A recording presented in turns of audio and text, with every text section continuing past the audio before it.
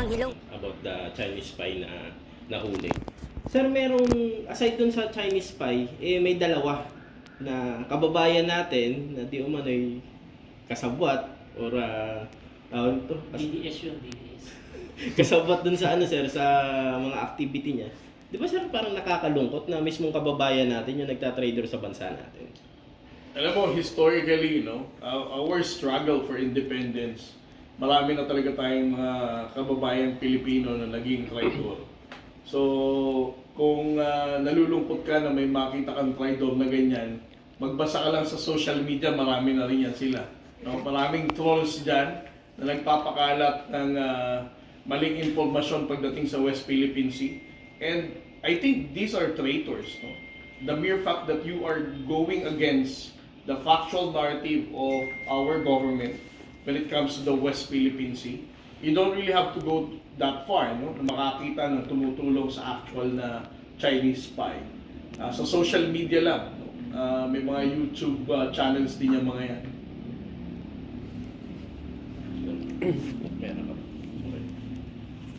Sir, about po dun sa sa statement nitong bago lang kakaupo lang po na US Secretary of State Rubio, which is sabi niya may binalaan niya yung China na kung saan sir parang welcome development especially for the Marcos Jr. administration na kung sinabi niya stop messing with the Philippines. Yung po yung pinaka-statement. Sir, reaction niyo po dun?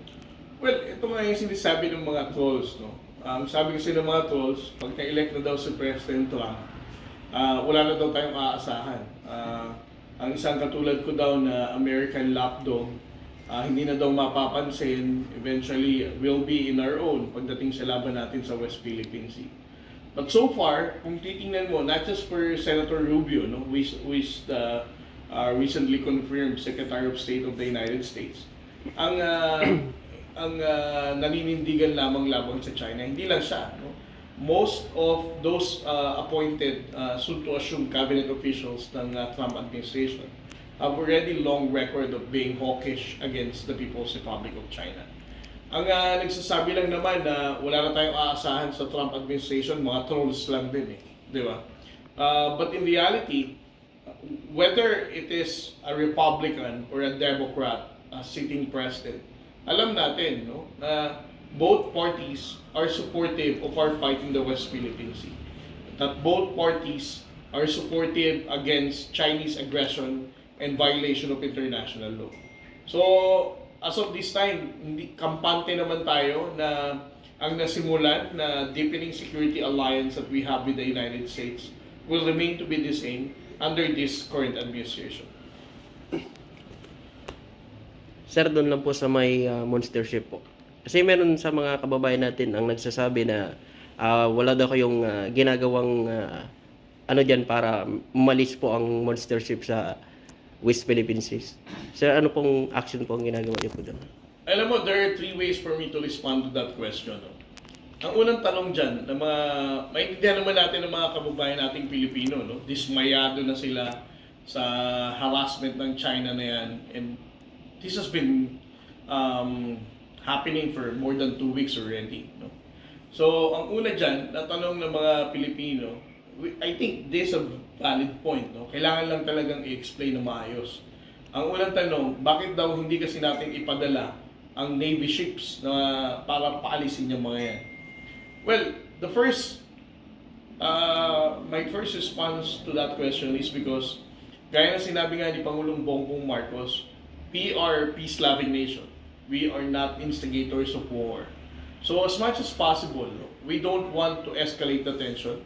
We don't want to give China an opportunity to once again claim na tayo ang nagmimilitarize ng dispute na to. No?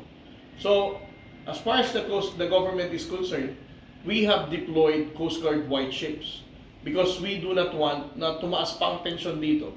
And that is the reason kung bakit Coast Guard ang ipinapadala natin.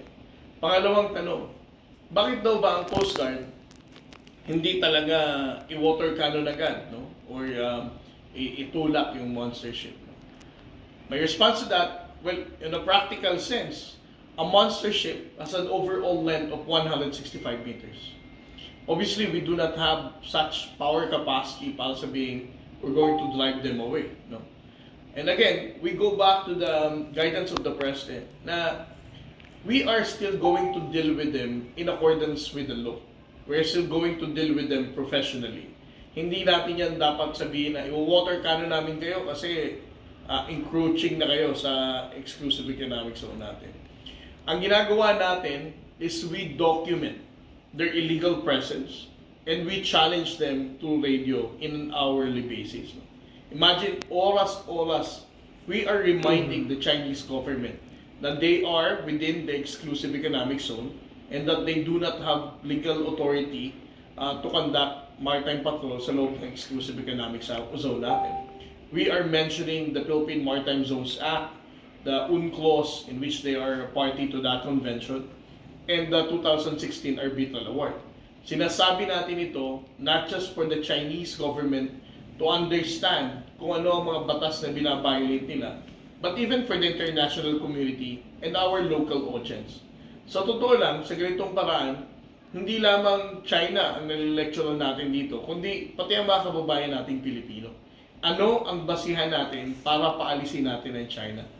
Dahil, again, going back to the third point naman, ang dahilan ng China kung bakit sila nandyan, bukod sa they want to normalize, kaya sinabi ko kanina, they want to challenge yung position natin. So, ang ginagawa natin, we are citing all those legal instruments for them to understand that they do not have basis whatsoever. So, in the long run, in the eyes of the public, particularly the like-minded states, they would understand na ang Pilipinas, hindi tayo, one, nagpapabuli, we're standing for our sovereign rights. Second, we are not escalating the tension, the mere fact that we are sending Coast Guard vessels. Third, we're not provoking anyone. As much as possible, we still want to have peaceful dialogue.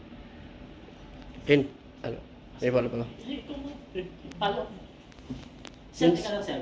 Yung Monster Ship, mas malaki pa sa Teresa Magbanwa yun. 165 meters yun. Yung Teresa Magbanwa, malaki na yun na. Ayun sir, umalis na po ang monster ship ng China pero may pumalit po. So Yeah.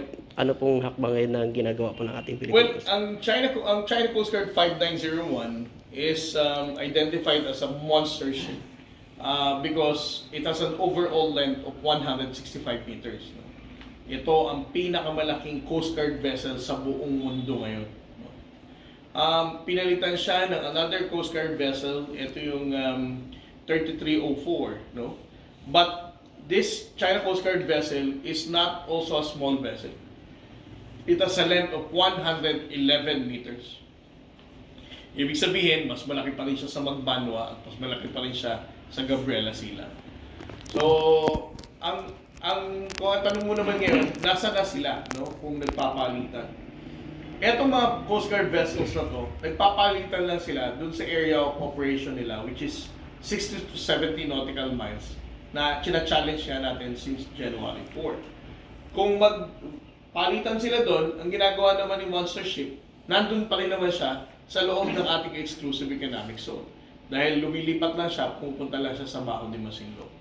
So if the question is China Coast Guard Monster Ship no longer within our own exclusive economic zone?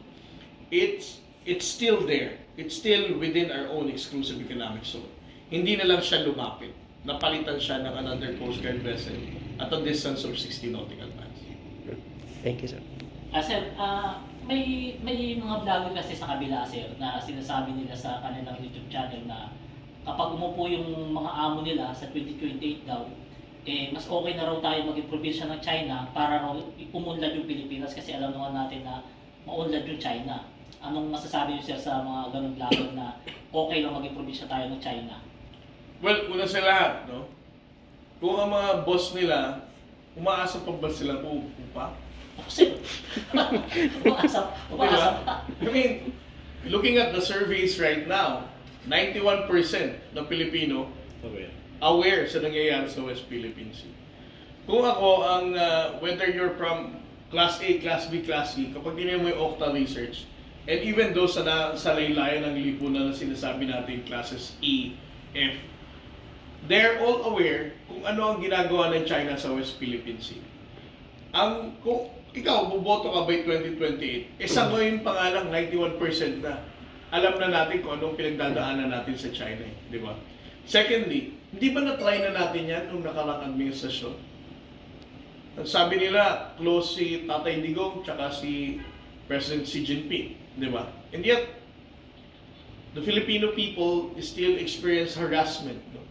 Mga mais ng Pilipino natin, binundol pa rin noong 2017 at pinabayaan ng Chinese government. Noong 2019, winwatercannon pa rin ang ating resupply ship. Noong 2022, meron pa rin swarming ng Chinese Maritime Militia. Those are the only 3 incidents na napabalita noong nakaraang administrasyon. But it doesn't mean na ito lamang ang insidente na nangyari sa loob ng 6 na taon from 2016 to 2022. So bilang Pilipino, alam mo sa totoo lang, kung may mga trolls pa na naniniwala na mas magandang maging probinsya ng China, hindi ko na alam kung ano ang logic at rational way of thinking nila para sabihin nila it's better to be with China despite of our experiences na pinagdadaanan ng ating mga minds ng Pilipino.